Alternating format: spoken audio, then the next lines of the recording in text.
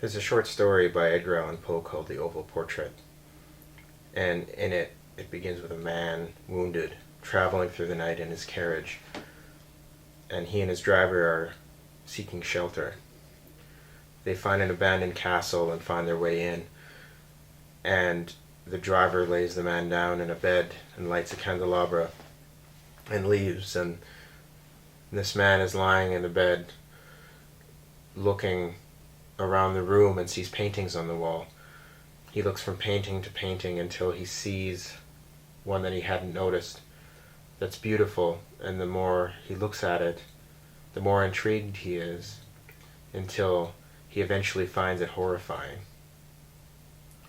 On the bedside table is a history of the paintings in the castle, and he finds the history of this painting.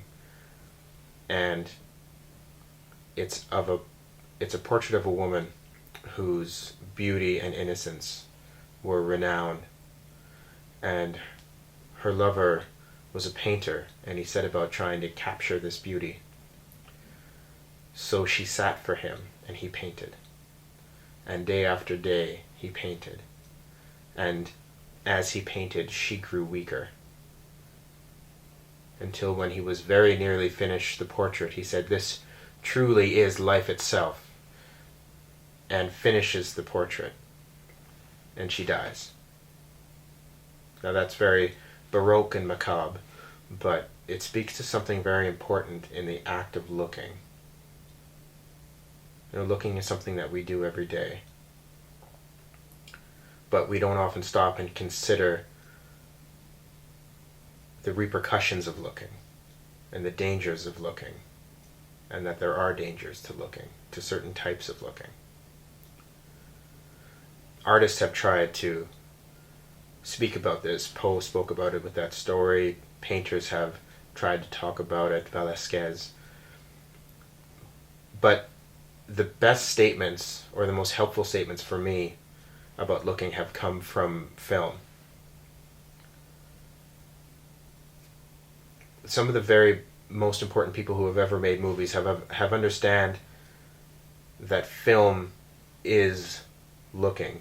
The camera, your means of making a film, is crystallized looking. It only looks. It never blinks, and its mind is never distracted. It only looks.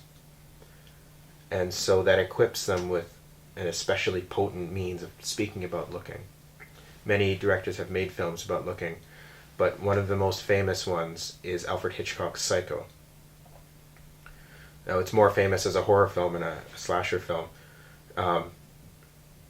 but there are scenes in it that are fundamentally about looking, and one of the most important ones is the scene that leads up to the murder scene in the shower. So Marion has left and gone to her room, the room that Norman has chosen for her. Norman removes a painting from the wall and looks through the hole and watches her as she undresses and begins to shower. There's an invasiveness to what he's doing. There's a violence inherent in it. And Hitchcock draws our attention to the act of looking and the process of looking. There's a very important shot where you see his one eye in profile, looking through the hole. And that looks very much like a camera. There is an aperture and a lens and light. And so looking at that is the camera. And looking at what the camera is looking at is us. It's this layered Mobius strip of looking. So he looks until he's full and he's disgusted and goes and he murders her. It's important. An important part of that scene is the painting that he takes off the wall. It's a means of saying that behind art is the process of looking. Art is the results of our looking. the subject matter in that painting is generally agreed to be a depiction of Susanna and her elders, which is a story from the Old Testament, from the book of Daniel. And that story is also about looking, and about the ramifications of looking. Susanna is bathing, and two elders who have been watching her set themselves upon her, saying, "You will submit to us, or we will tell everyone that you are here to meet a lover, and you will be put to death." And she refuses. And so they take her and they say that she was there to meet her lover. This is immoral. She should be put to death. It's the Old Testament. So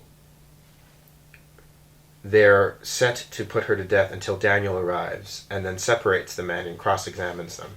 And they each can't, their stories don't agree on which tree she was meeting her lover beneath, and it's found out that they're lying, and they're put to death. So that's an example of morality triumphing over dangerous looking within a film that's a statement about the violence of looking triumphing. There's another film that speaks about it in another way, which is less famous, by a director named Jacques Rivette. It's called La Belle Noiseuse. It's based on a short story by Balzac called The Unknown Masterpiece. He changed components of the story for it to be about a different thing. Balzac's Unknown Masterpiece is more about theory and ideas overwhelming the ability to act clearly. But La Belle Noiseuse, Rivette's film, is more about the act and the dangers of looking. It's about a painter, Frenhofer, who has been painting a portrait and has abandoned it for lack of inspiration. Then a woman enters his life who inspires him to finish it, and he sets about to finish it. And there's a scene where Frenhofer's wife and a friend of the model are speaking. And Frenhofer's wife says to this person, she should be very careful with what she's doing. He won't spare her what he sees. And the friend doesn't understand. And she goes on to say that Frenhofer used to paint her because he loved her. She said, he used to paint me because he loves me. Now, because he loves me, he doesn't paint me. She said there's going to be a shamelessness to it. There's going to be a shamelessness to how deeply he sees and what he sees.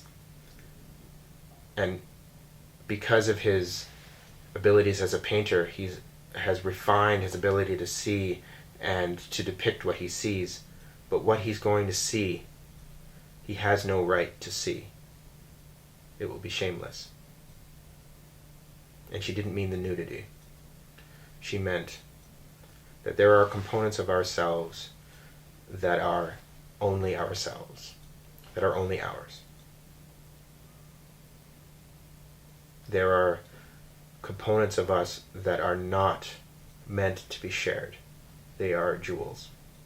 They're our potentially only possession in this life. And no one has the right to share them, and no one else has the right to see them. And eventually, he finishes the portrait, and she sees it. And the model sees it. She understands that she's been unmasked. And understands the violence of that.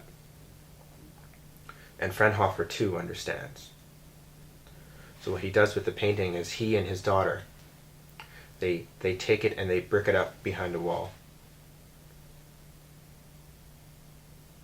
And his daughter says, "How long should I keep your secret?" And he says, "Always. Even after I'm gone." he realized he had no right to see that deeply into her and take out for the world to see what he saw.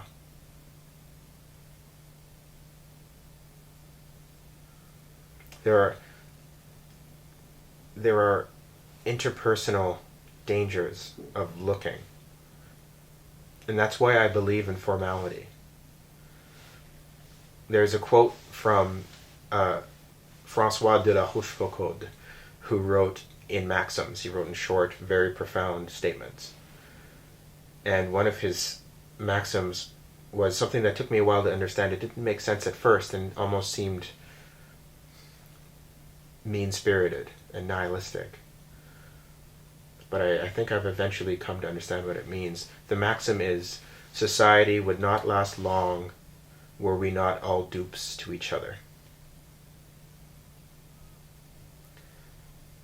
And he didn't mean that we're all fools, but that society, structure, order, meaning, doesn't exist on its own. It's the lie we tell each other. Society doesn't actually exist, but we choose to agree it should. The default setting of existing and existence from a human perspective isn't meaning, it's nothingness. And it isn't order, it's chaos.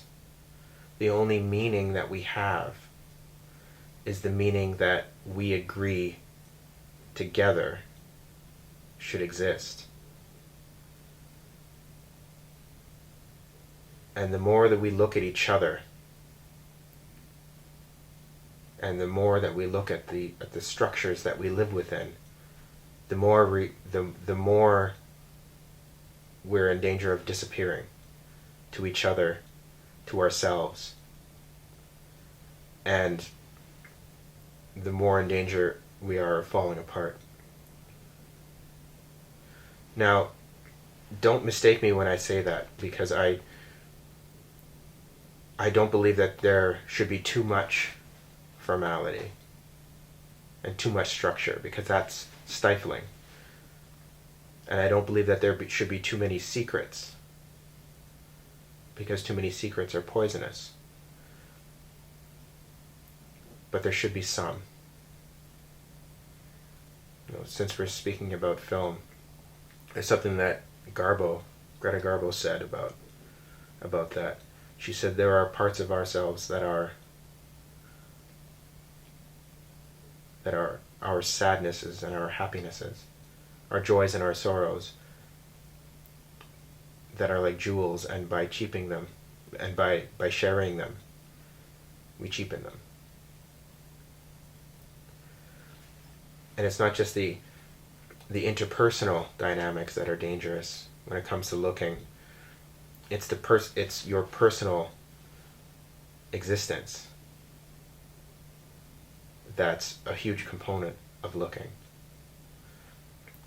Think about when you're looking at something, when you're very much engaged with looking at something. Where are you?